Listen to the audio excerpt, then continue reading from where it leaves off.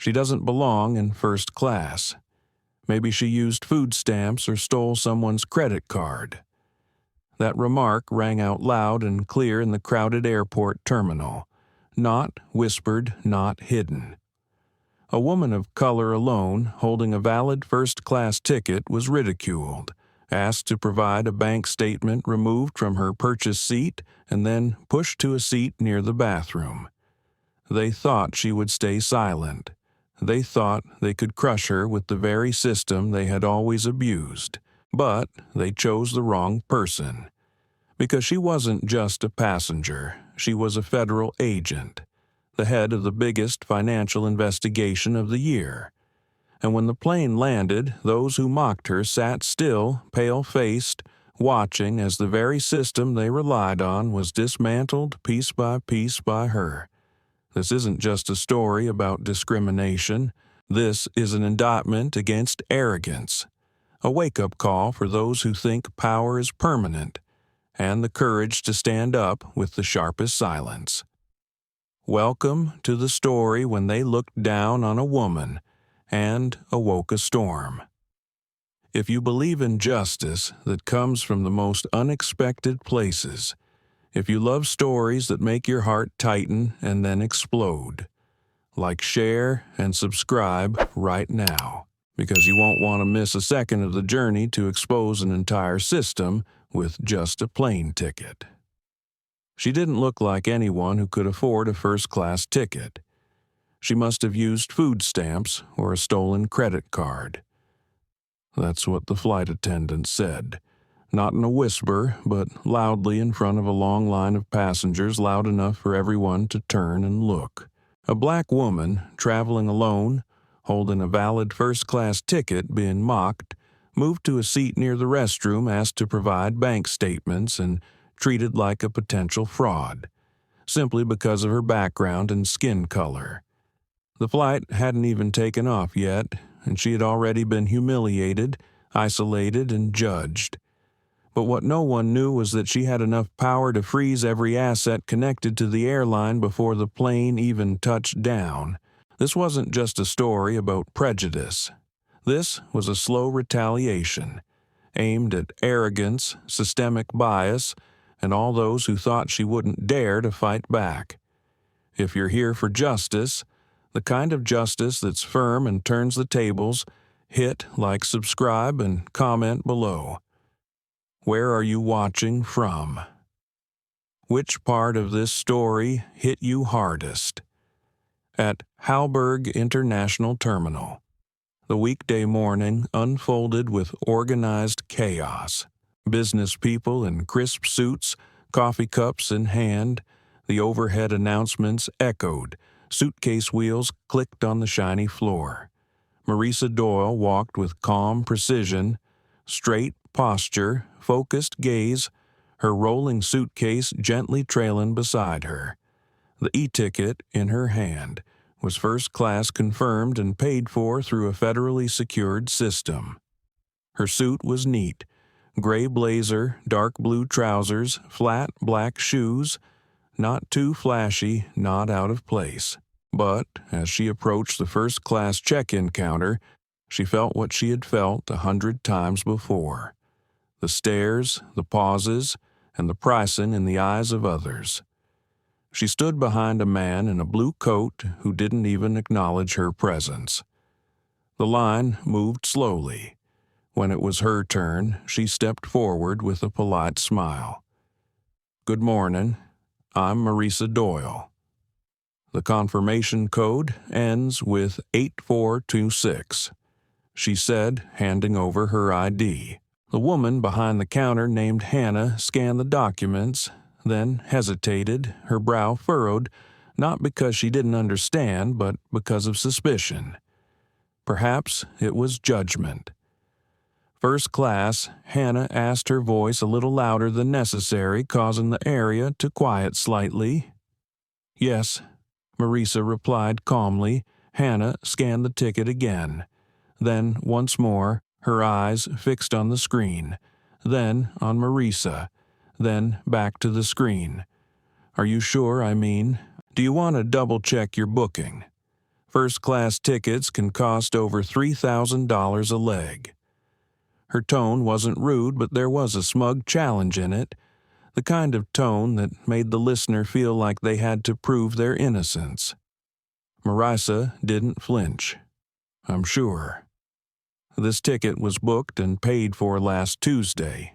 Hannah gave a slight, almost self-amused laugh, as if just to entertain herself, then turned to a colleague who had just approached. "Hey, Chloe, have you ever seen someone use rewards points to book a first-class seat and then forget they're not eligible?" A woman nearby, blonde with tanned skin, turned around when she heard the question. Her eyes scanned Marisa from head to toe. "Let me guess," she said loudly, a sneer on her lips. She used miles or won some charity raffle. A few passengers chuckled. Marisa held the gaze, her jaw tight, eyes unblinking. This wasn't the first time. It was never easier, but she had grown used to not showing emotion. "I need a few minutes," Hannah said, typing away on the keyboard. "Your ticket has a warning. Nothing serious, might just be a system glitch." Marisa's voice remained even. "There shouldn't be any glitches. I'm using a government-issued corporate card." Hannah stopped typing. "Government, as in the government?" "Yes." Marisa nodded. "I'm on assignment." Hannah's smile stiffened. "Interesting." She typed a few more keys, then pressed a small button under the counter.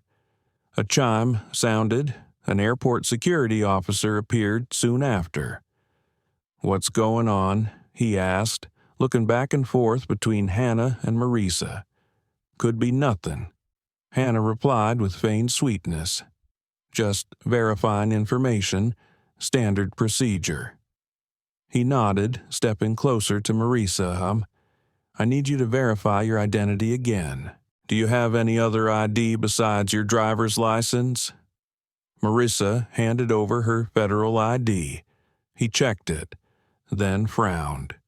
"Do you have any financial documents, like bank statements or the card you used to book the ticket?" Marisa narrowed her eyes. "Are you asking for my personal account information?" "Just procedure," he replied quickly. "There have been some identity theft cases recently, and your name doesn't appear in our priority passenger system." "So, now I'm a red flag?" Marisa asked. Her voice remained calm, but with a sharper edge. The security officer hesitated but didn't back down. "Nothing personal, ma'am. Just standard procedure." "Standard for who?" Marisa asked. "You didn't ask the man before me about his financial history." Hannah turned back to her keyboard, muttering something. The security officer looked back at the ID, then said, "Honestly, you don't match the typical profile." "The typical profile? What does that look like?" Marisa asked, her voice dropping lower, colder. "A white man in a Rolex." The officer stepped back slightly. "I didn't. You didn't think I'd notice that." The waiting area had grown quieter. Some people pretended they didn't hear, while others stared openly. The blonde woman rolled her eyes, whispering to the person next to her. Marisa looked at the security officer, then turned to Hannah.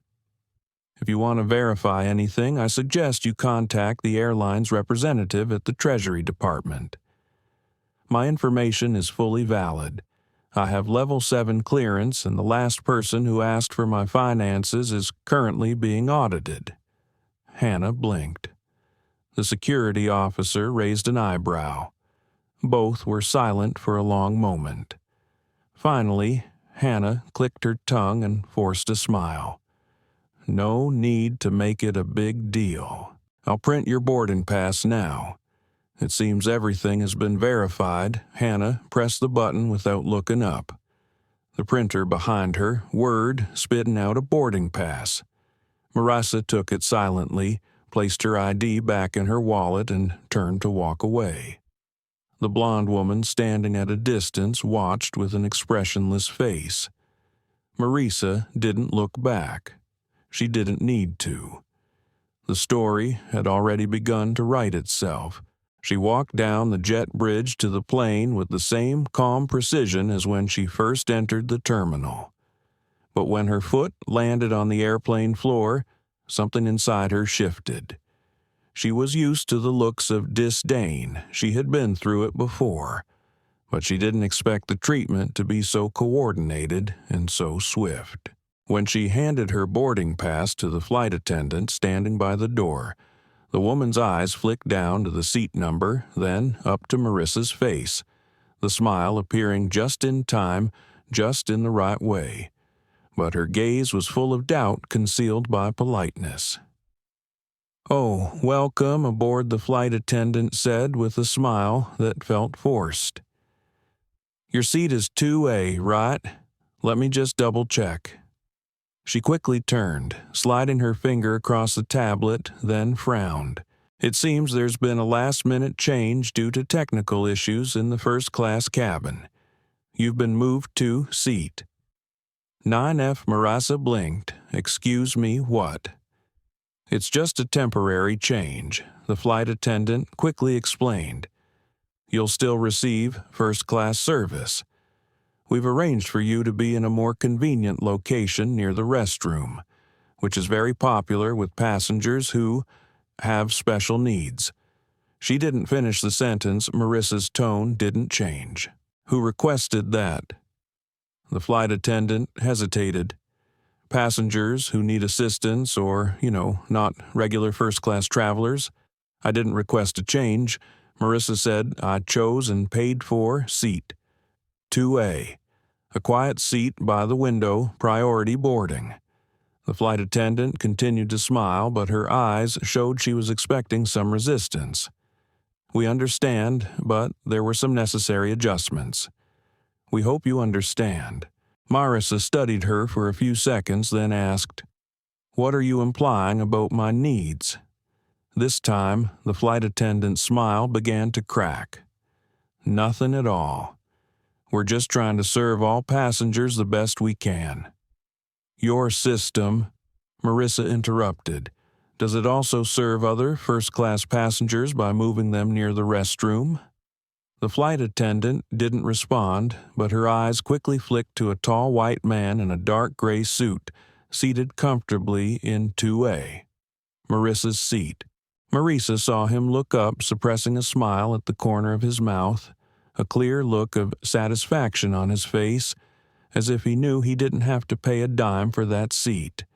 Marisa didn't argue further. Not right now.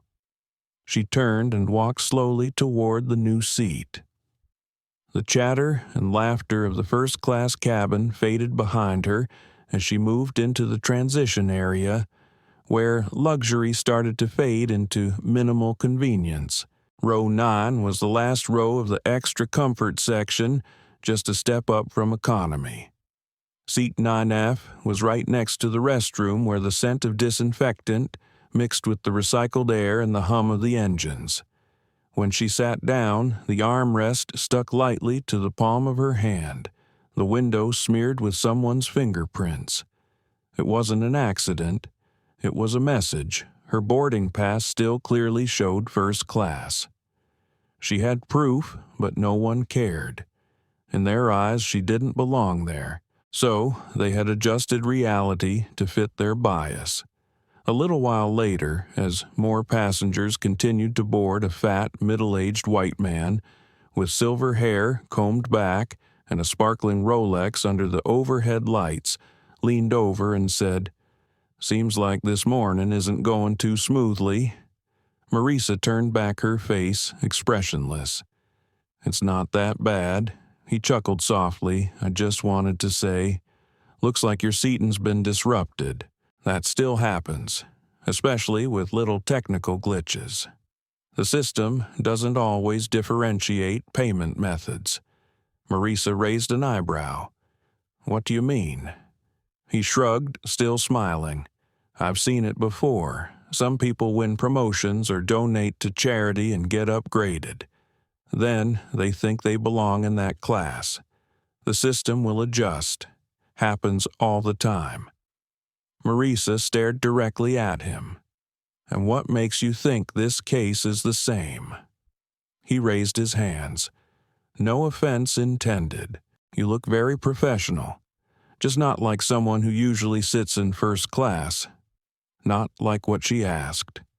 Usually not someone wearing government business attire, he said. He laughed again, then leaned back in his seat. Marisa didn't respond. She didn't need to. A few minutes later, a flight attendant walked by, glancing at the row she was sitting in, then whispered something to a colleague. The other person nodded, then spoke loud enough for Marisa to hear. Must be another form of a nonprofit in disguise. I can smell the familiar scent. They're all the same, acting like they're saving the world, but really hiding the donation money. Marisa heard every word clearly. Her body remained still, but her mind was recording it all like a file etched into glass. From the mocking laugh at the check-in counter to being shoved to the back row. From the smug look of the man to the disparaging whispers of the attendants. This wasn't bad service. This was systematic exclusion, justified by procedure wrapped in smiles and maintained by the comfort of those who believe privilege is an invincible shield. But Marisa had known for a long time. Privilege is just another form of currency, and currency can collapse. She pulled out her phone, opened the security app, and typed 4 lines. Flight 447. Seating change without valid reason. Witnessed verbal prejudice, confirmed internal collusion. She saved it, locked the screen, and turned her eyes to the window as the last passengers boarded. Her seat shook slightly as someone shoved luggage beneath the scent of soap and jet oil filled the air behind her. Marisa took a deep breath and exhaled slowly. She tilted her head slightly back. At that moment, she was no longer just a business traveler. She was in the midst of a live investigation, an investigation that they didn't know she had activated. The lights in the cabin dimmed as the final boarding announcement echoed, signaling that all passengers had boarded and the plane was about to depart. Marisa sat still in seat. Non-F, the seat she had been unreasonably moved to. Her gaze stopped at the window smudged with fingerprints. Her reflection, calm, unreadable, appeared faintly. The scent of disinfectant from the nearby restroom still lingered in the air, a reminder that she had been pushed out of the space she rightfully belonged to. The engine began to hum softly beneath her feet, but just before the plane left the gate, a sharp chime sounded, cutting through the noise in the cabin. A few seconds later, a voice came over the intercom. "Miss Marisa Doyle, please proceed to the front of the cabin. The captain would like to meet with you." Whispers immediately spread. Heads turned, eyes widened. A few mouths whispered, thinking she wouldn't hear. Marisa calmly stood up, her posture steady, carefully lifting her coat and phone. She didn't ask why, she already knew. As she walked down the aisle, people's gazes changed. From curiosity to suspicion, the man who had mocked her in row 3 raised an eyebrow, muttering, "What? Now?" Marisa paid no mind, continuing until she reached the curtain separating the crew area from the passenger cabin. There, a tall man in his early 50s with neatly combed gray hair, a stern face, and a jaw as firm as those from the 80s stood with his arms crossed. His expression was as serious as his uniform, but his tense shoulders suggested there was more going on than standard procedure. "Ms. Doyle," he said, neither cold nor friendly. "Could I ask you to step inside for a quick verification of your flight details?" Marisa tilted her head slightly. "Is something wrong, Captain? We received a report from a passenger and an internal alert from the crew about a possible discrepancy between your booking and your documents." he explained, choosing his words carefully. It's probably nothing, but we just need to verify before we take off discrepancy. Marisa repeated. You mean someone suspects I'm not who I say I am? It's not an accusation, he replied. We just want to make sure all passengers are properly verified. You understand, right? What I understand, Marisa said, her voice steady, is that I've been moved from my paid seat, pushed to sit next to the restroom, and now I'm being asked to verify my identity with two strangers in a narrow hallway on a domestic flight. The captain didn't respond, but Carol, the head flight attendant, the one who had given her the new seat, stepped in with a faint smile. It's just a procedure, Ms. Doyle. You know, these days people do all sorts of things to get into first class. Last month, someone used a fake charity organization profile. Turned out they were on the no-fly list. Marisa stared straight into her eyes. So, I fit that profile. Carol raised an eyebrow. What do you mean? Don't pretend this isn't discrimination, Marisa said. I've presented my documents twice. You know who I am. This isn't verification, this is intimidation. The captain raised his hand as if to ease the situation. Let's remain calm. We're not accusing you, but if you have any official documents beyond your regular ID, it will speed things up. Marisa responded immediately. I have no obligation to provide anything beyond what I've already given, and you don't have the authority to ask without valid grounds. Carol let out a small mocking laugh. Ma'am, we're just trying to be professional here. If you've got nothing to hide, why not cooperate? Marisa curled her lips into a slight smirk, her eyes cold and steady. Being treated like a criminal because of someone else's prejudice isn't something I'm obliged to endure. Not here, not anywhere. Carol's tone dropped a notch, her discomfort now visible beneath her professional facade. You really want to make a scene, don't you? I get it. You paid for the ticket. You want the experience. But if getting a taste of first class means going through all this trouble, maybe it's not worth it. Let's be realistic. Is it really worth the risk? Marisa squinted. What? Risk. Carol shrugged. I don't know. Being caught. Maybe going to jail. Every year someone gets sentenced for federal financial fraud. You're not the first. Marisa's silence resonated louder than any rebuttal. The captain, now visibly uncomfortable, silently shifted his weight from one foot to the other. Carol, he whispered. But Marisa heard. It didn't matter anymore. The accusation had been made. They were no longer verifying her identity.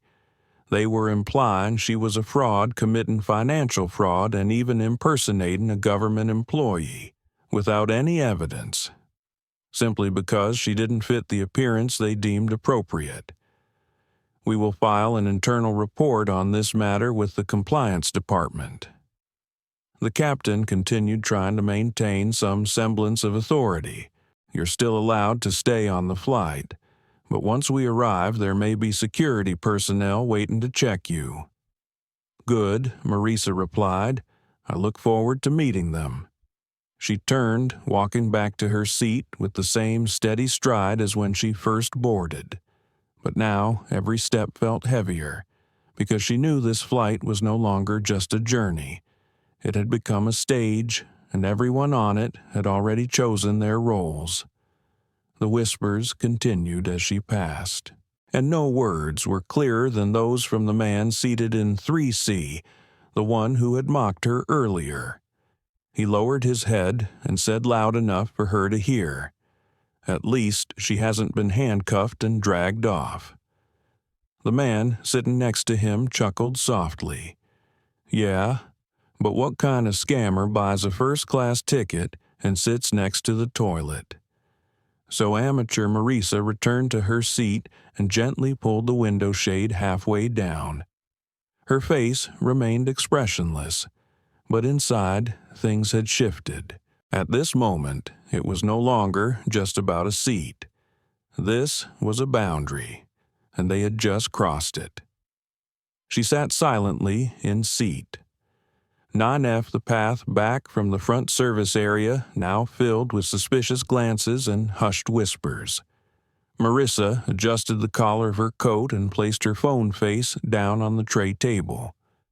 The sound of the ventilation fan blended with the hum of the engines, but her thoughts were moving faster than all of it. The atmosphere on the flight had changed.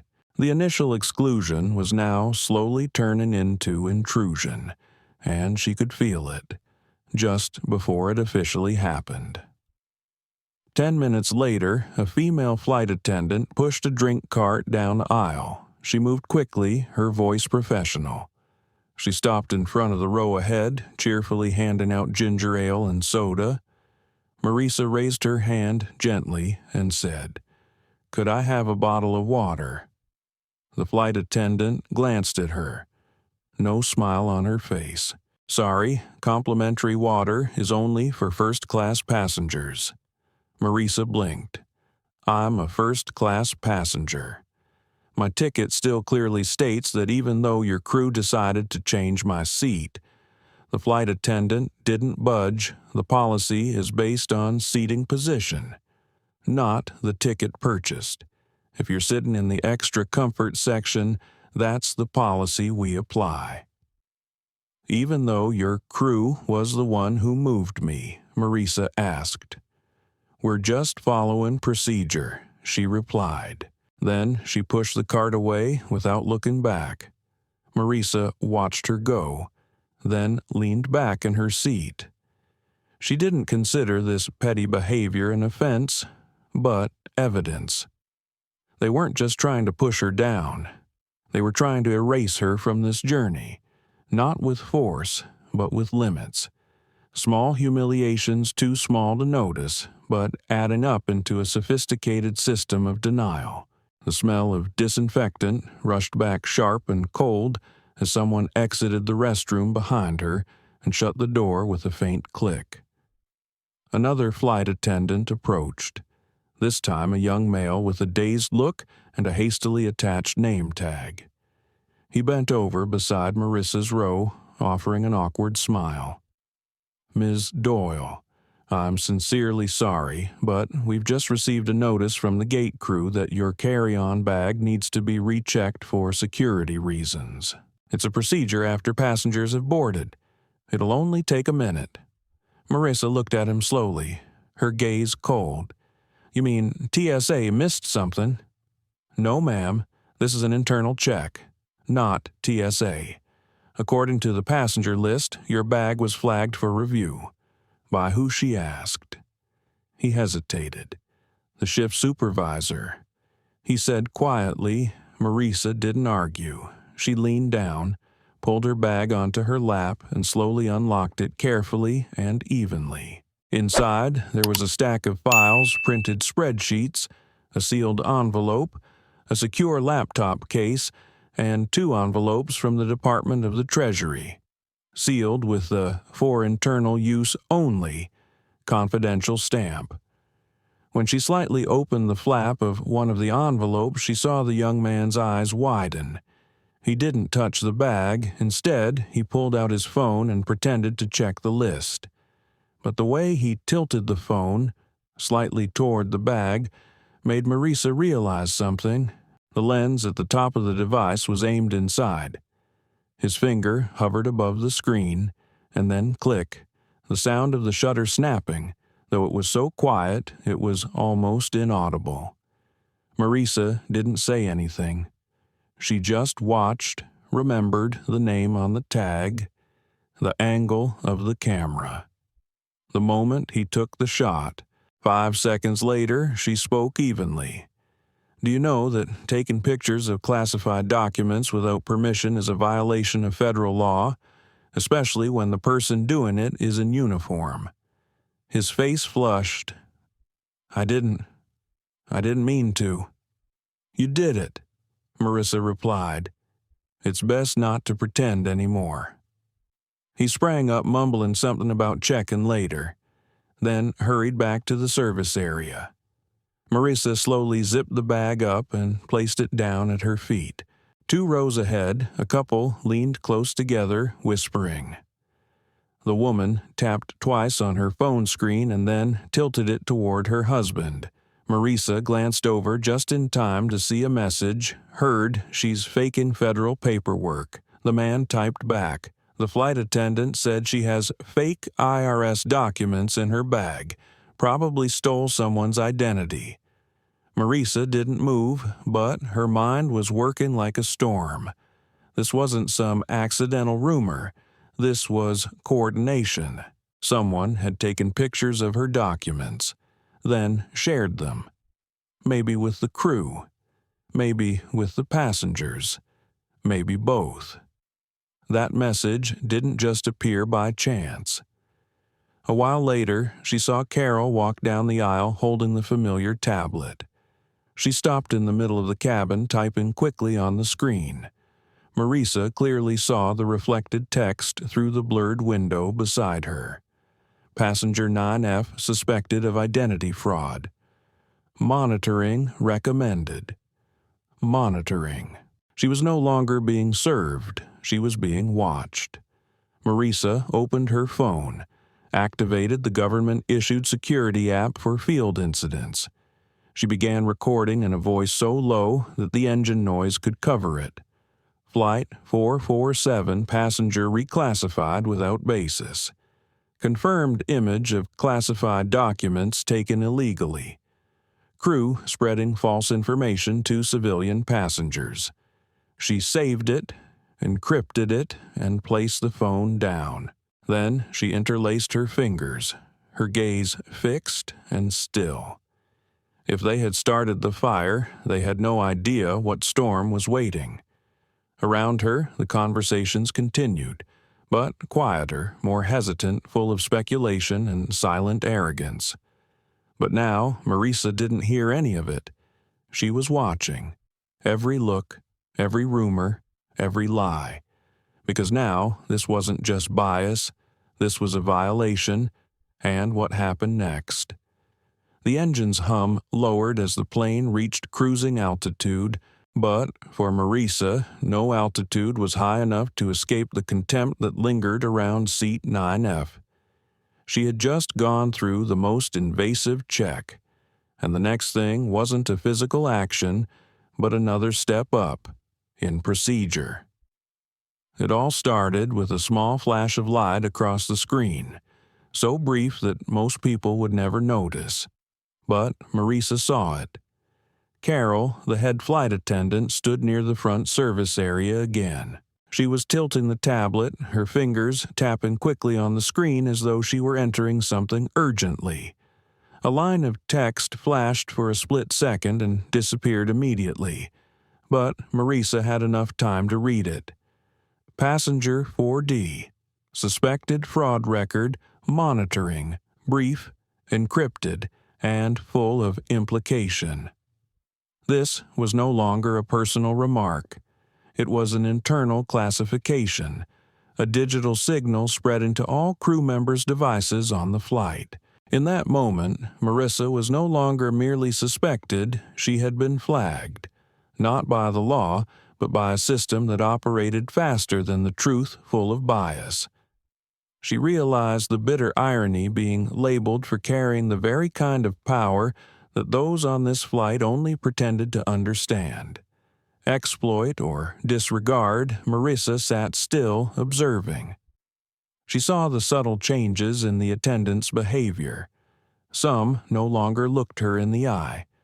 Some avoided the row she sat in when serving drinks. The young male flight attendant who had taken pictures of her documents now whispered to a colleague in a small voice. His eyes darting to the side each time he passed by, Marisa took a slow breath, then opened her phone, recording the classification in her encrypted journal, along with the timestamp, 10:43 a.m. 3 minutes later, things escalated. This time from across the aisle. A man who had been seated quietly since the start of the flight suddenly adjusted his dark blue blazer, stood up. He was in his late 50s with thick gray hair, his appearance polished, but not the kind of charm that comes naturally. Rather, it was the kind of confidence nurtured by unlimited power. Marisa had recognized this type before he even opened his mouth. The type of person who lives between spreadsheets and shell companies, moving money like ghosts, crossing borders, lobbying against transparency laws, then smiling as if they were doing something noble. He cleared his throat, not looking at anyone in particular, but intentionally letting his voice echo across the row. "This is the problem," he said, tapping on the financial journal folded in his hands. "People like her, exploiting the system from within, pretending to be experts, living off government money." A few heads turned. Marisa still didn't move. Her gaze was still directed out the window. Those investigators, walking around as though they wield great power, but in reality they just submit budget requests and scrape by with grants. That's not law enforcement. That's exploitation. He glanced around, looking for agreement. A few passengers nearby nodded, though slowly. "I run an investment fund," he continued as if to assert his status. "I work with the Treasury Department regularly. People who actually have power don't fly commercial. They don't sneak around in economy class pretending to be business class." Finally, Marisa turned her head, her gaze locked onto him. "Do you have something you want to ask me directly?" she asked, her voice calm. He blinked, seemingly surprised that she didn't back down. "I don't need to ask." He said, "I know people like you, using your public image to climb up to your own position. The first-class ticket must have been paid for by someone else, or some shady consulting deal, or funded through diversity programs that you've drained." Dry, Marisa stood tall, her voice unchanged. "And yet, here you are standing here explaining yourself. If you're so sure about me, why don't you list all the offshore companies you're hiding money in so I can take notes?" His face hardened. "What did you just say?" "I said you're loud," she replied, "but very careless. You have 3 LLCs registered in Nevada. None of them have filed state taxes since 2020. One of them is linked to a PAC, a political action committee, that transferred money to an unverified charity in Panama. If I were you, I'd sit down before you make me have to take more notes." The entire cabin fell silent. The man's arrogance deflated his cheeks, turning bright red beneath his expensive bronzer. He muttered something and slowly sat back down. A few passengers who had nodded along with him now didn't dare to look directly at her. Marisa turned back to the window. Her reflection was blurry but sharp. She didn't need to defend herself. She carried the truth, just as others carry credit cards, always ready, accurate, irrefutable. But the surveillance label was still there, hidden from the passengers' eyes but clearly present in the actions of the crew. Another flight attendant passed by, glancing at her tray with excessive scrutiny. Another female passenger, in her early 30s with designer sunglasses perched on her head, leaned down to whisper to the person beside her. "I heard she's not really with the IRS. Someone said she prints fake documents to act important." Marisa heard every word. She recorded each one. No reaction. Just storage. Like a living recording device, she opened her phone, tapped once to continue her voice memo journal, and whispered public accusations from passengers, increasing internal notes. Confirm escalating bias, crew complicit in spreading rumors. Digital tagging confirmed, monitoring of target ongoing. She locked the device, crossed her arms, and sighed. This wasn't just discrimination. This was organized destruction, a reality manufactured by silent connections, unchecked egos, and wrapped in language like safety procedures or unverified status, and Marisa still waited.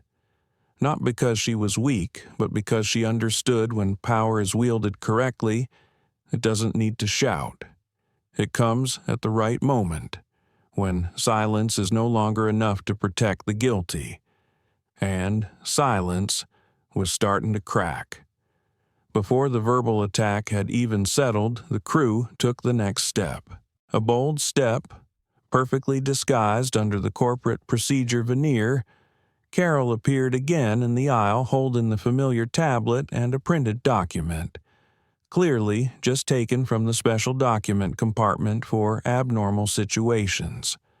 Her heels clicked lightly on the floor as she approached Marisa's seat, her smile stiff like a crack in a painted mask.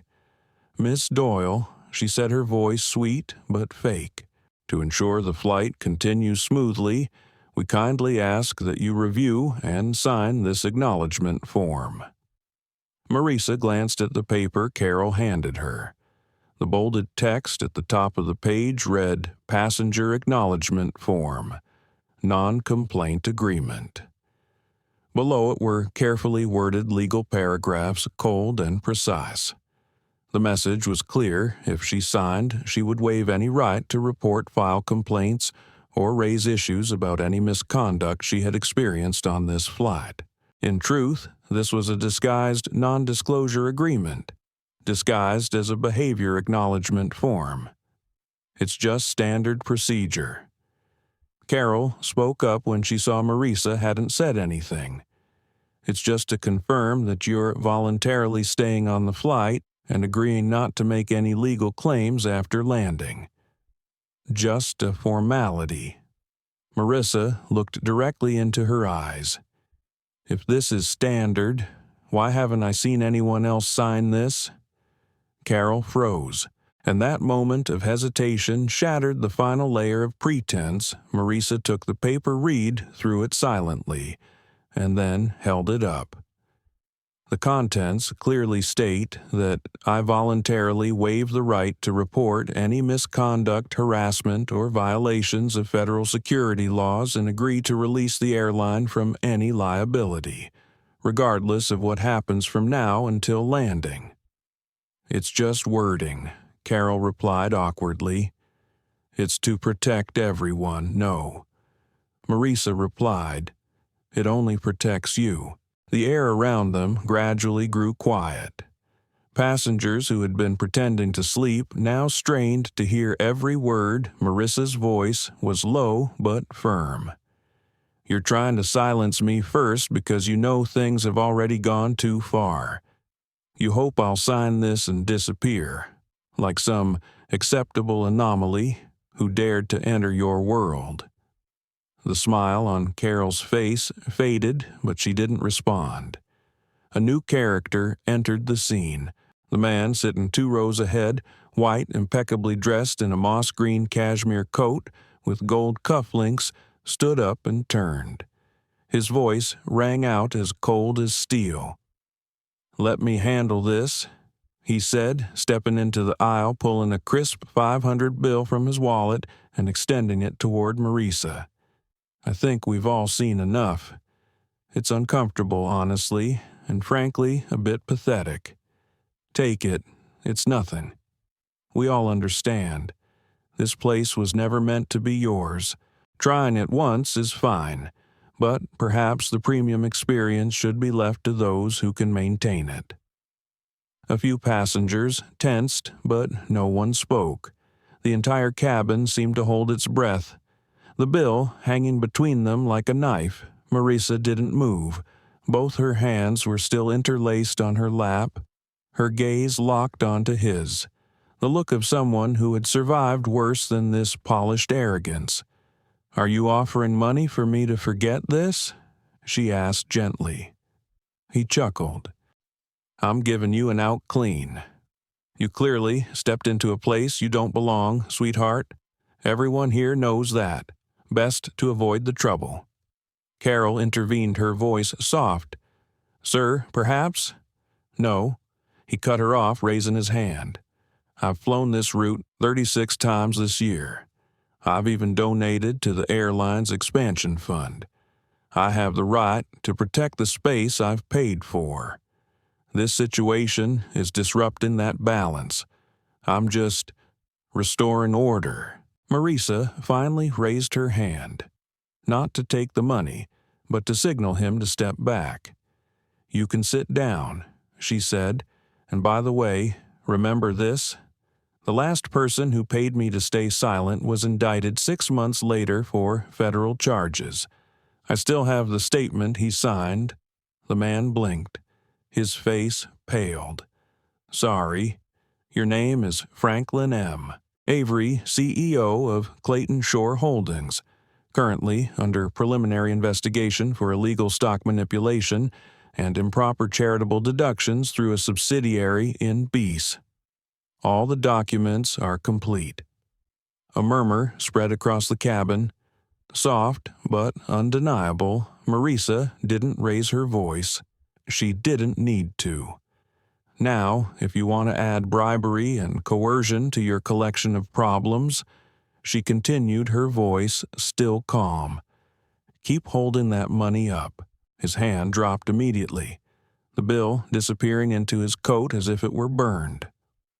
"I don't need you to speak," Marisa said. "You've said enough, and I've recorded every word." At this point, Carol looked genuinely frightened, her hands trembling as she held the clipboard. "Ms. Doyle, I don't know." "You don't not know," Marisa corrected her. "You just didn't care to find out. You saw someone who doesn't look like you sitting in a place you thought they didn't deserve. And instead of changing your perspective, you tried to erase them." The silence that followed was as thick as fog. Marisa turned her head slightly, just enough to look at the overhead compartment, where her bag still sat tightly closed, filled with classified documents ready to burn down the careers of everyone who had looked down on her presence. Carol took a step back, her face pale. "I'll note that you refused to sign the acknowledgement form." "Good," Marisa nodded. "And when you update the records, make sure you inform the airline's compliance department that they should start gathering their legal team. They'll need them." She sat back down, the paper still lying on her lap, untouched, her gaze never leaving it. Around her, the people who had once sneered now sat stiffly, pale-faced. A few secretly took out their phones, but the flight's network system suddenly lost connection. Marisa smiled faintly. The story had already begun. The silence after exposing Franklin Avery felt like the air in a courtroom or a crime scene. Thick, fragile, just waiting to crack. Carol had retreated to the front of the plane, her eyes wide, her hands still shaking. No passenger dared to whisper any more. The pressure that had once been directed at Marisa was now reversing, suffocating every person who had contributed to the trap that seemed like it would go unanswered. Marisa sat still for a moment, letting the room soak in the weight of the truth. Then she reached up, took the bag from the overhead compartment and gently placed it on her lap. The sound of the zipper echoed like a blade slicing through the air. Inside, she pulled out a thick folder bearing the official seal of the U.S. Department of the Treasury embossed on the front. The document was genuinely federal and legally binding. Marisa opened it to reveal an official subpoena that had been signed and verified. The recipient was Charles Deacon, the current CEO of Orion Pacific Holdings, the parent company of the airline operating this flight. The document had been issued 2 weeks ago and bore her signature as the lead investigator of the U.S. Department of the Treasury's Financial Oversight Division. The subpoena had been hand-delivered to the company's headquarters with a request for a response within 15 business days. That deadline was fast approaching. Marisa placed the document on the fold-down table in front of her, turning it slightly so the man across the aisle, the one who had mocked her, could clearly see the headline. His face went pale. Then she took out her encrypted phone. No commercial brand connected through a government line. She unlocked it with a biometric scan, and the interface immediately displayed a notification. Begin secure call. Marisa pressed. Yes.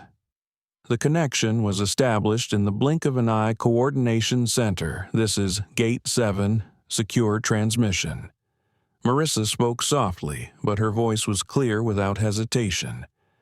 This is Agent Marisa Doyle, ID 7392C, requesting protocol update for investigation file 267A. I need the full records for Orion Pacific Holdings and the tax behavior of its subsidiaries, particularly the transactions routed through foreign intermediaries.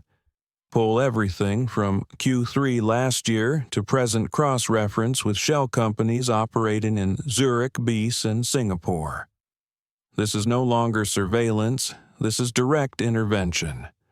Understood. The voice on the other end replied, Now, serious. Do you need to connect to enforcement? Yes, Marisa said.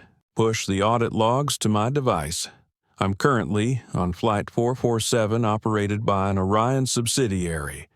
I've been unlawfully relocated, discriminated against, and publicly defamed by staff of a company under financial investigation.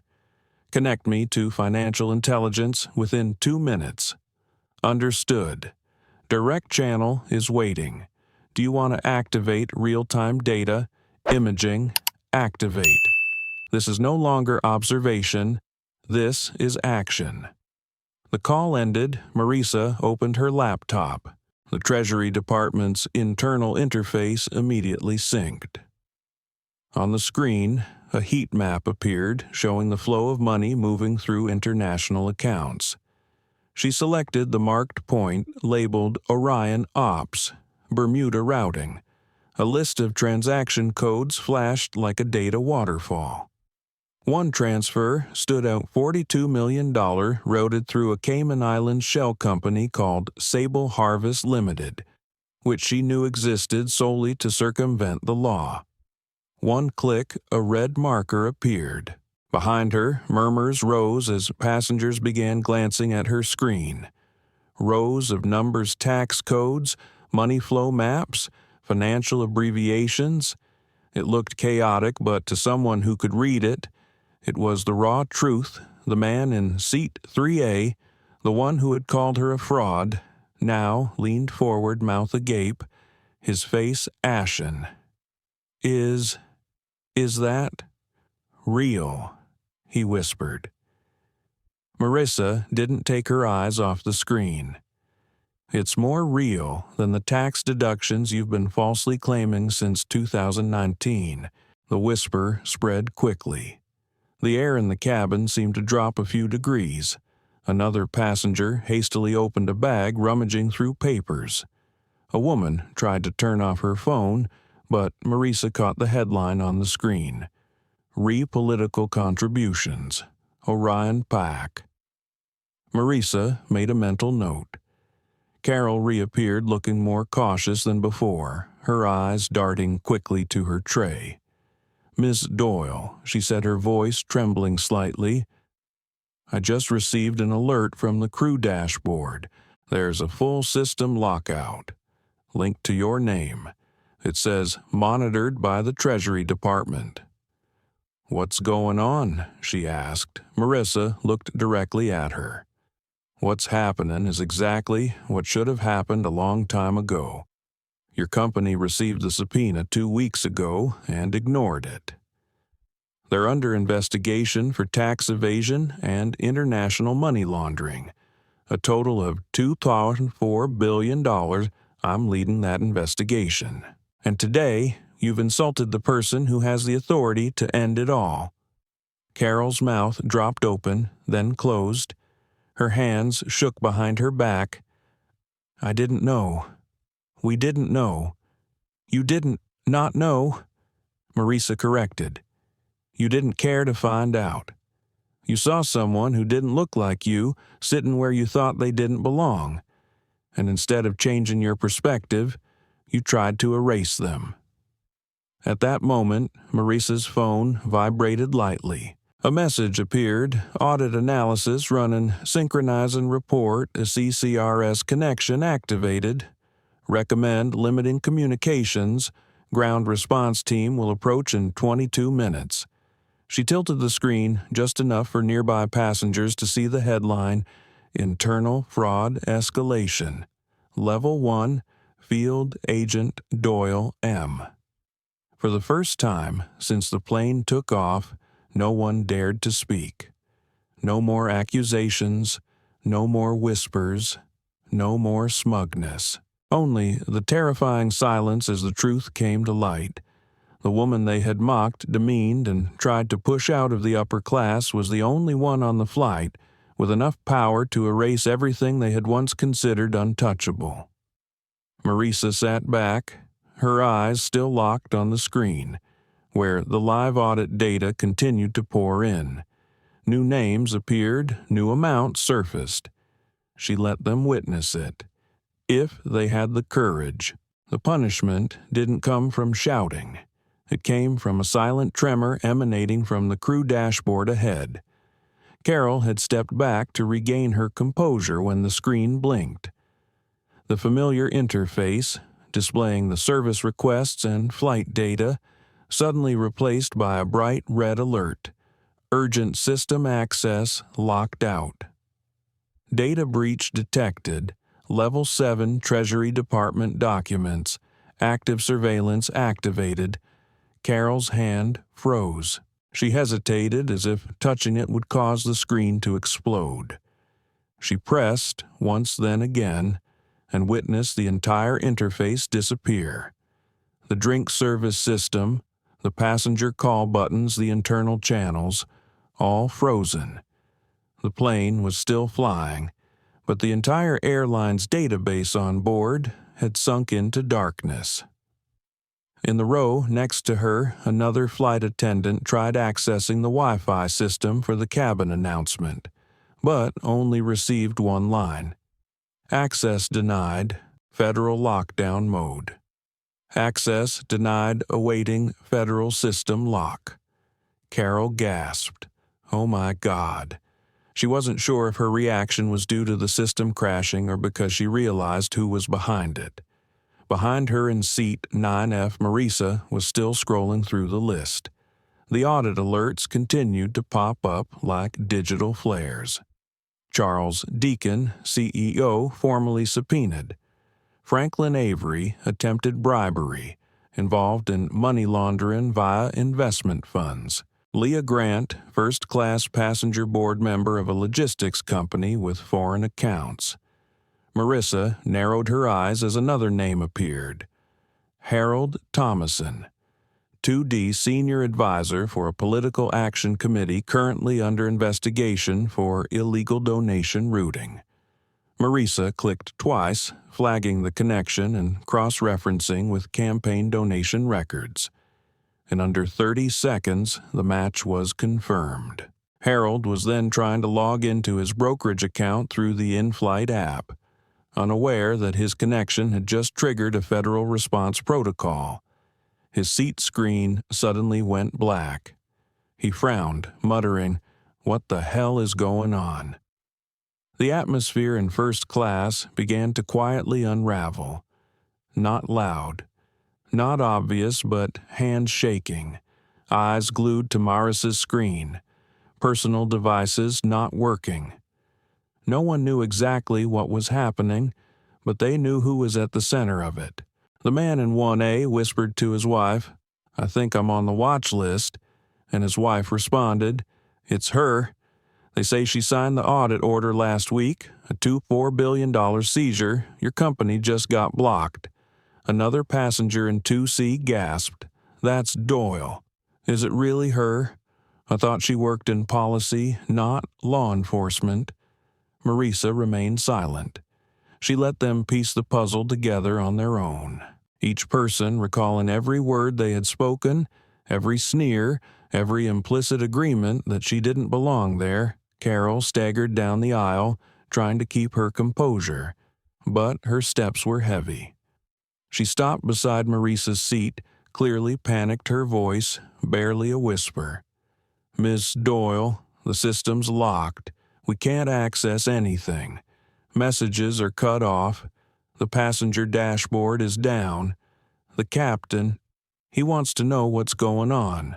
Marisa calmly closed her laptop, turning the screen just enough for Carol to see the last tab still open. On it was the official seal of the U.S. Treasury Department, with the headline, "Real-Time Surveillance. Level 1 Financial Entity. Lead Investigator Doyle, M." Carol's eyes widened as she read the name over and over. The name of the person she had moved to the back, suspected of fraud, now revealed to be a senior agent in the federal system. Marisa spoke, her voice still calm and steady. "The system is locked because this airplane is now considered a direct audit zone. Until I submit the investigation report and the ground team confirms data retention, all digital access will be frozen. You should tell the captain not to touch anything if he doesn't want to disrupt the evidence." Carol nodded without blinking her mouth, opening and closing, then turned and hurried toward the cockpit. But the captain, who had been quietly observing from the slightly opened cockpit door, didn't wait for that. He stepped into the aisle, coming to a halt in front of Marisa, his face clearly hesitant. "Miss Doyle," he said, not rudely, but with careful caution, I don't know." Marisa stood up slowly. Her posture was upright, professional, and undeniable. "The problem is not that you don't know," she replied. "It's that you didn't bother to ask. You assumed, then delegated suspicion, allowing the crew to act comfortably instead of according to principle." The captain nodded, his gaze dropping slowly in shame. Marisa didn't need to raise her voice. The truth was heavy enough to fall on its own. And then the final sound shattered all illusions, coming from a passenger who had been silent the entire flight. A woman in 3B, composed, elegant, her hand resting on her thigh as if sitting in a courtroom. She looked at Marisa, her voice as light as a breeze. We're all on that list, aren't we?" Marisa paused for a moment. "What do you think?" The woman looked down at her palm, then sighed. "I transferred money to a consulting firm in Zurich 6 months ago. They promised to keep it confidential. I should have known better." Marisa didn't respond with comfort. She responded with silence, and that was heavier than any reprimand. As the captain turned back toward the cockpit, almost every first-class passenger had already understood their own truth. They were not invulnerable. They were no longer invisible. And the person they had tried to erase from their world was the one who triggered the mechanism. They couldn't stop. Marisa returned to her seat. The laptop opened again. The audit journal continued to run on the screen. A new alert appeared. Ground unit in motion. Priority block requested coordinating. She read it once, then typed back, "Confirm deployment. Data stable, cabin environment. Quiet, subject awareness increasing." The flight began its descent toward Washington, D.C., but this time there was no announcement. No flight attendants' voices, no landing schedule. There was only silence, thick and heavy, like a curtain hiding all assumptions. Marisa sat quietly in seat 9F laptop, opened the audit screen, gently flashing in the background. The gray clouds outside the window drifted slowly. Most passengers had put away their phones long ago, not because of regulations, but because there was nothing left to type, to message, to look up that could change what was waiting for them on the ground. First class was no longer a symbol of luxury, but a waiting room for consequences. Across the aisle, the man who had once offered her $500 to disappear now stared blankly ahead, his hand gripped tightly on his thigh. His cufflinks, once a symbol of authority, now only a reminder of his guilt. Just behind a woman in the second row quietly shuddered, whispering into her palm, unaware that even her voice couldn't escape. Her name was already in the federal system, 2 steps ahead of her own despair. The airplane's wheels hit the runway with a heavy thud, breaking the silence not with applause or relief, but with a chilling stillness, as if everyone understood that what awaited was not the end of the journey, but the beginning of a confrontation. The plane didn't roll toward the main terminal, but veered into a restricted area tucked away in a far corner of the airport. No one explained why, but each person in the cabin could feel it. Through the window, Marisa Doyle saw 2 unmarked SUVs stop right next to the fuselage. Each vehicle was escorted by agents in black suits, wearing small badges that needed no explanation. A few minutes later, a third vehicle arrived, with the unmistakable markings of the U.S. Treasury's Office of Legal Enforcement. The plane door opened, not leading into a jet bridge as usual, but a mobile staircase where 2 agents walked up with a calm, almost serene demeanor. Their eyes scanned the cabin, not suspiciously, but with certainty. The leader was a woman of color in her 40s with an unmistakable air of authority. She held up a tablet. "We are executing a federal order." Her voice was clear and firm, yet not intimidating. "Please remain seated. We will escort some individuals for questioning related to an ongoing investigation. When your name is called, please comply immediately." The list began to be read aloud. Franklin Avery, the man in the green cashmere coat sitting in the front row, closed his eyes for a brief moment, then silently stood up, escorted by 2 agents without a word of protest. Harold Thomason, the political advisor in the second row, said nothing either. He placed his phone face down on the tray and quietly withdrew. Carol Hastings, Tanya Ruiz, Mitchell Grant, 3 crew members. All of them froze. Carol looked as though her very life force had been drained, while Tanya whispered, "No, this can't be happening," as though praying this was just a nightmare, not the consequence of every decision made over the last 4 hours. Then came the next name, Michael Brower, the coordinator at Richmond International Airport. Not on the passenger list, but it didn't matter. Marisa had sent his name through the encrypted system the moment she was forced to change seats. This man was the one who had approved the cancellation of her first-class seat. Every time someone left the plane, the cabin remained completely silent. A few passengers bowed their heads, others stared straight ahead. No one dared pull out their phone. No one filmed because this performance was no longer theirs. The agents moved in silence. No handcuffs, no shouting. Only consequences turned into specific action. Marisa sat still until the last person was escorted off. Then she stood, gathered her belongings, and walked toward the exit. One of the agents nodded gently. "Agent Doyle, the Financial Control Center has been secured. We have just issued an asset freeze order for Ventura. Air Group 31% of available capital has been locked immediately. 62 accounts flagged. 7 executive members have been added to the compliance audit list." "Good," Marisa replied briefly. "Regarding public disclosure?" "Hold off," the agent responded. "We're awaiting your final report." However, internal memos have already reached the Department of Justice and the Finance Committee coordinating teams Our active legal teams are on site at Ventara headquarters. The office has been sealed. Digital access has been revoked.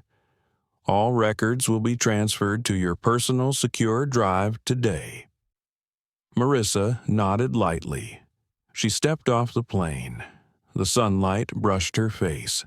Not harsh, but sharp like a thin blade. The runway was devoid of crowds, devoid of press, only procedure and purpose. When her feet touched the ground, the agent beside her handed her an envelope. Inside was the official confirmation of the asset freeze order signed by the federal financial oversight judge that morning. "It's official now." The agent said they'll resist, but they won't get far. Marisa didn't respond. She began scanning the numbers. $127 million frozen, immediately $890 million pending review, the remainder in temporary lock. Enough to make a corporation that once arrogantly flew above the law have its wings clipped in midair. A ping echoed in her earpiece from the encrypted communication device. Ventara Asset Control confirmed. The Civil Rights Division requests testimony regarding the events on the flight. Preliminary findings suggest grounds to bring it before the Ethics Committee. Marisa closed the file, turned toward the waiting car. Behind her, the airplane door closed. Not as the end of a flight, but like the sealing of a historical milestone. When the plane door closed behind Marisa Doyle, it wasn't the end of a flight, it was the beginning of a transformation. An airline conglomerate that once thought it was untouchable had its assets frozen. A system that once sheltered the rich who bent the law was forced to bow to justice. But what keeps millions riveted to this story isn't just the numbers. It's not just because she's a senior agent or because confidential reports were exposed right on the tray table during a flight. It's the calm, the resilience, the sharp silence of a woman who had been looked down on by the entire cabin. They called her names, they mocked her background, they laughed as she walked to a seat near the bathroom. But she didn't retaliate, she remembered. She took notes. She mentally recorded every moment. And when the time came, the truth spoke without needing to shout. She didn't need to raise her voice to be believed. She didn't need to wield power to threaten. She just needed to open her laptop and show the world she was the one holding the key to unlock justice. In a society where judgments are quickly made based on skin color, hairstyle, or the clothes you wear, this story reminds us that true value isn't in where you sit. It's in how you stand up when the whole cabin wants you to disappear. True power doesn't come from designer suits, but from those who silently record every injustice and turn them into change. And justice doesn't just exist in courtrooms, it begins the moment an ordinary person says, "Enough." You might have been Marisa in this story, or perhaps you've been one of the passengers in the cabin, sitting quietly, watching wrongdoing pass by. Wherever you stand, let this story make you reconsider, make you feel, and drive you to stand up the next time you see someone being looked down on. Because sometimes how you react in one moment can shape an entire system. Thank you for watching until the end. If this story touched you, please like, share, and subscribe to help us spread truth, justice, and all the things that make your heart beat faster. Leave a comment. Which part of the story moved you the most? Where are you watching from? This story may be fictional, but the lesson is very real. See you in the next story, and don't forget, justice is always present, sometimes just one plane ticket away.